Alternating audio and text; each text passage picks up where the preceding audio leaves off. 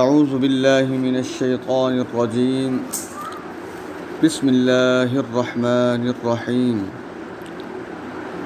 یا ایہا الذین آمنوا اوفوا بالعقود احلت لکم بہیمۃ الانعام الا ما یتلی علیکم غیر محل الصید وانتم حرم ان اللہ یحکم ما یرید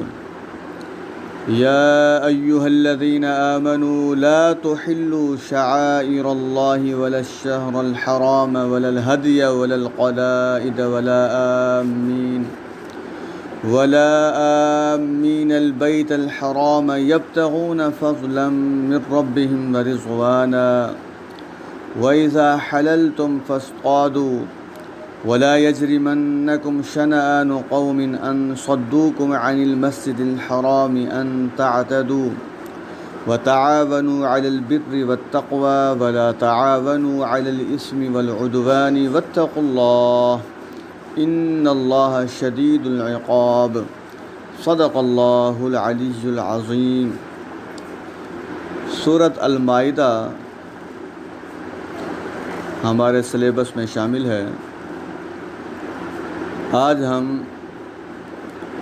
اس سورۃ مبارکہ کی پہلی 2 آیات کا فہم حاصل کرنے کی کوشش کرتے ہیں۔ اللہ تبارک و تعالی ارشاد فرماتے ہیں، یا ایھا الذین آمنوا اوفوا بالعقود، اے ایمان والو عہد و پیمان کو پورا کرو۔ اسلام میں عہد و پیمان کی اہمیت اس حد تک ہے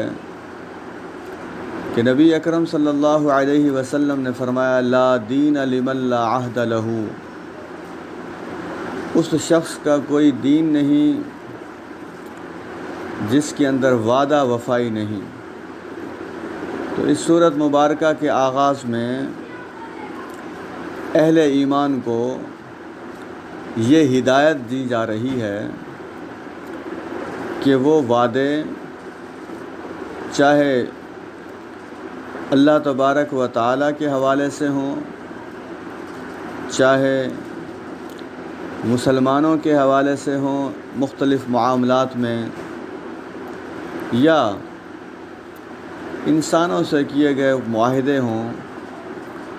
ان معاہدوں کی پاسداری کرنا، ان وعدوں کی حفاظت کرنا اور وعدے کی تکمیل کے لیے شعوری طور پر کوشش کرنا، یہ در حقیقت ایمانی کردار نبھانے کے لیے از حد ضروری کام ہے۔ یوں سمجھ لیجئے کہ ایمان اور تکمیل وعدہ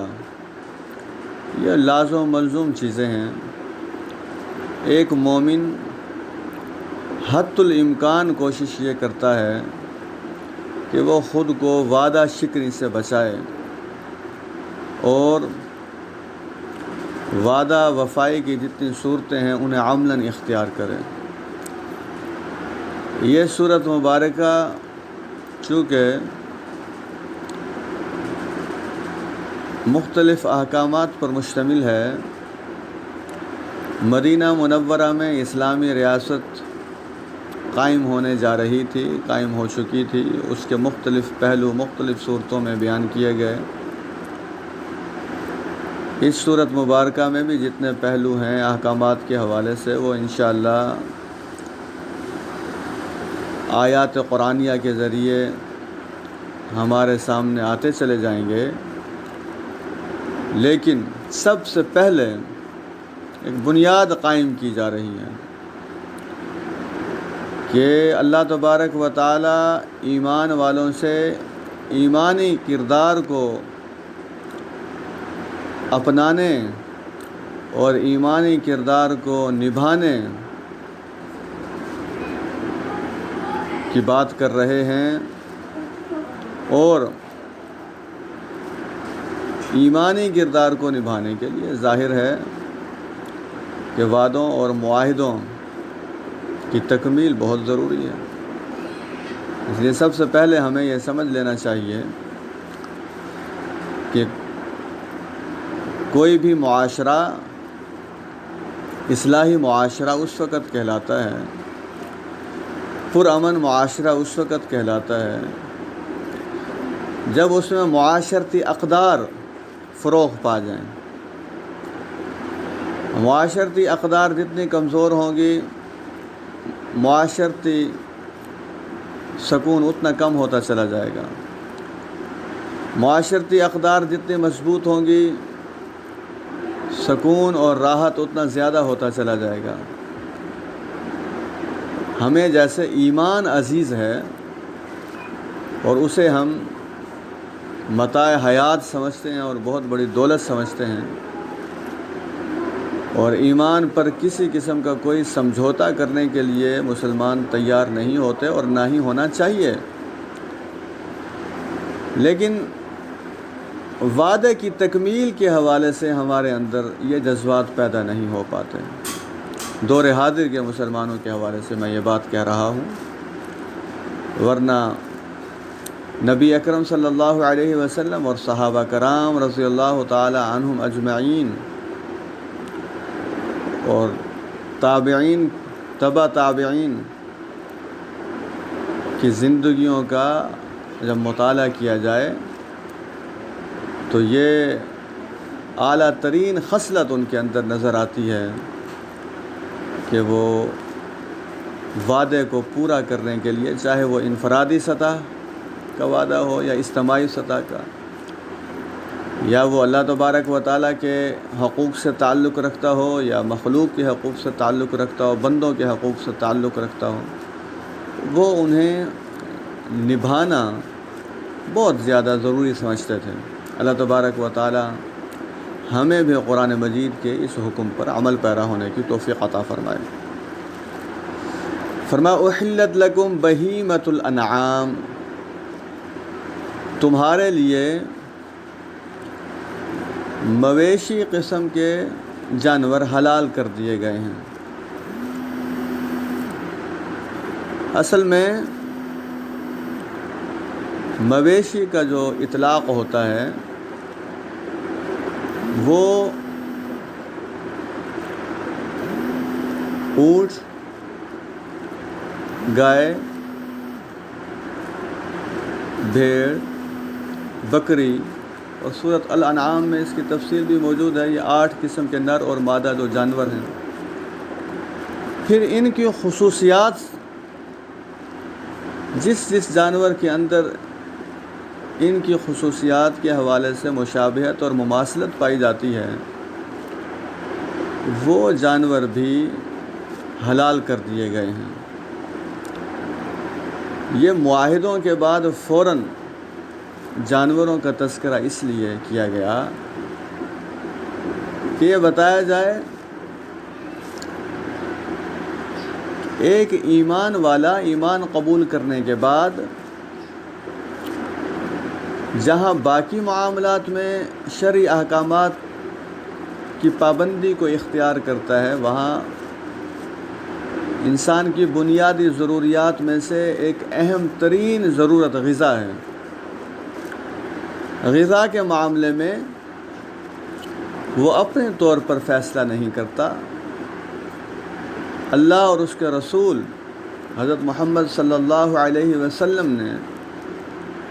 ایمان والوں کے لیے غذائی ضروریات کی تکمیل کے لیے جن جانوروں کو حلال قرار دیا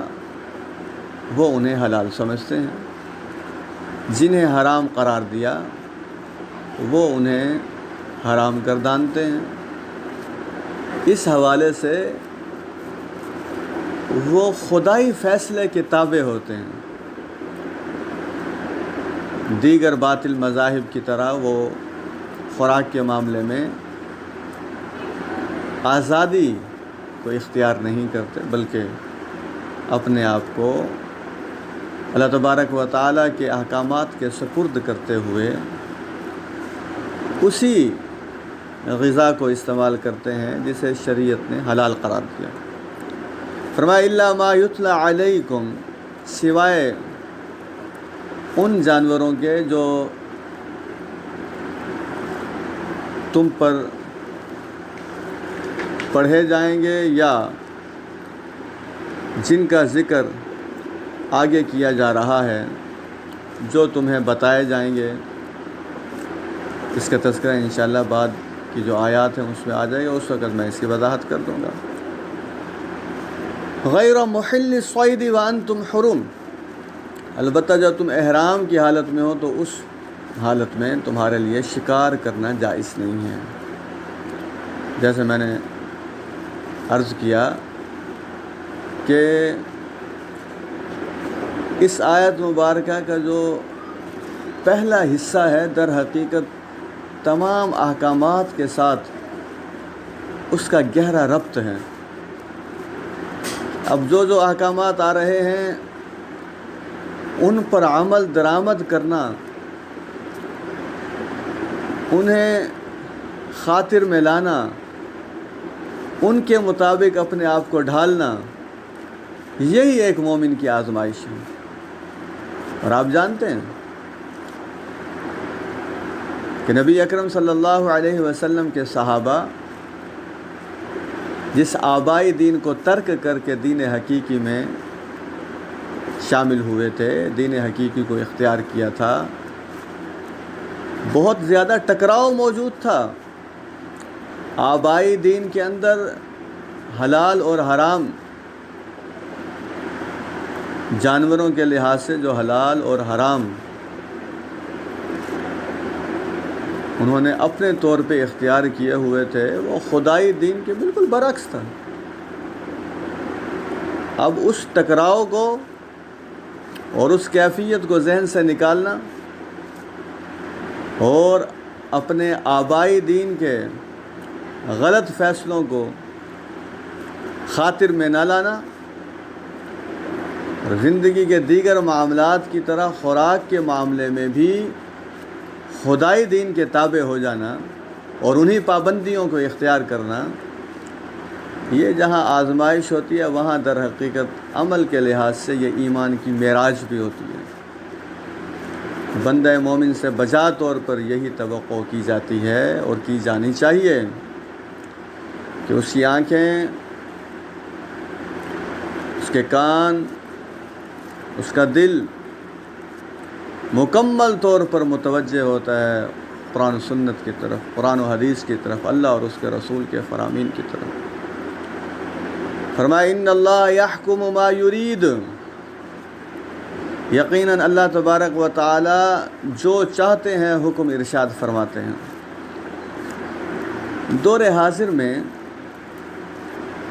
کچھ انسانی حقوق کی تنظیموں نے اور وہ تنظیمیں جانوروں کے حقوق کے حوالے سے بھی کام کرتی ہوئی نظر آتی ہیں، انہوں نے یہ پروپیگنڈا کیا کہ انسان کو کیا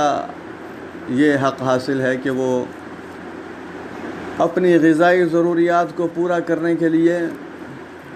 جانوروں کو ذبح کرتا ہے، جانوروں کو ختم کرتا ہے اور اس سے اپنی غذائی تسکین حاصل کرتا ہے۔ یہ شوگر کوٹڈ پوائزن باتیں ہوتی ہیں، بظاہر یہ باتیں بہت بھلی لگتی ہیں، لیکن ان باتوں کے اندر کوئی حقیقت نہیں ہوتی۔ دیکھیے، جیسے انسان کا خالق اللہ تبارک و تعالی ہے، ویسے ہی دیگر مخلوقات کی تخلیق بھی اللہ تبارک و تعالی نے فرمائی۔ جانور بھی اللہ تبارک و تعالی کی مخلوق ہیں۔ کون سے جانور انسانی خوراک کے لیے موزوں ہیں اور کون سے جانور بطور خوراک کے انسان کے لیے مضر ہیں، اس کا کلی علم اللہ تبارک و تعالیٰ کے پاس ہے، اور وہ قادر مطلق، وہ حاکم اعلیٰ، یہ فیصلہ کرنے کا مکمل اختیار رکھتا ہے کہ وہ جس جانور کے بارے میں جو چاہے فیصلہ فرمائے۔ اور اس کا فیصلہ حکمت پر مبنی ہے. ہم اپنی محدود سوچ کے مطابق اس حکمت کو پا سکیں یا نہ پا سکیں، اس حکیمانہ سوچ تک پہنچ سکیں یا نہ پہنچ سکیں، یہ ہماری محدود سوچ، ہماری محدود عقل اور ہمارے محدود فہم کے اندر کمی ہو سکتی ہے. اس ذات کے حکم میں کسی قسم کی کوئی کمی نہیں ہے، کسی قسم کا کوئی عیب نہیں ہے، کسی قسم کا کوئی نقص نہیں ہے. اس لیے آیت مبارکہ کا اختتام اس پر ہو رہا ہے کہ ایمان والو، اس آیت میں معاہدات کی پابندی کا حکم ہو یا جانوروں کی حلت اور حرمت کا حکم ہو، احرام کی حالت میں شکار کا ممنوع قرار دینا ہو، یا دیگر جو احکامات اس سورت مبارکہ میں آئیں گے اور پورا قرآن مجید میں آئے ہیں، ان کے حوالے سے اصولی طور پر یہ بات اپنے ذہنوں میں بٹھا لو، اور یہ بات بٹھا لینی چاہیے کہ یہ تمام فیصلے اللہ تبارک و تعالیٰ کی طرف سے ہیں، اور وہ جو چاہتا ہے حکم دیتا ہے، فیصلہ فرماتا ہے، اور وہ حکیم ذات ہے، علیم ذات ہے، کلی حکمت، کلی علم اس کے پاس ہے. اس لیے تمہارا کام صرف اور صرف یہ ہے اس حکیمانہ ذات کے فیصلوں کی اتباع کرنا، اور اگر غور و فکر کی دنیا میں اپنے آپ کو مصروف کرو گے، اس کے تمام کاموں میں حکمت کے کئی گوشے تم پالو گے. کامل حکمت تک پہنچنا یقیناً مشکل نہیں ہے، بلکہ ناممکنات میں سے ہے. البتہ اس میدان میں غور و فکر کرنا چاہیے. یہ سورۃ المائدہ کی پہلی آیت ہے. اس کا ترجمہ بھی یاد کیجیے، اس کی تشریح کو بھی دیکھیے، تفاسیر کا مطالعہ کیجیے، اپنے رجسٹر میں مختلف تفاسیر سے، فقہی تفاسیر سے جو باتیں آپ دوران مطالعہ اخذ کریں انہیں نوٹ کر لیجیے. اللہ تبارک و تعالی ہم سب کا حامی و ناصر ہو. وآخر دعوانا الحمد للہ رب العالمین.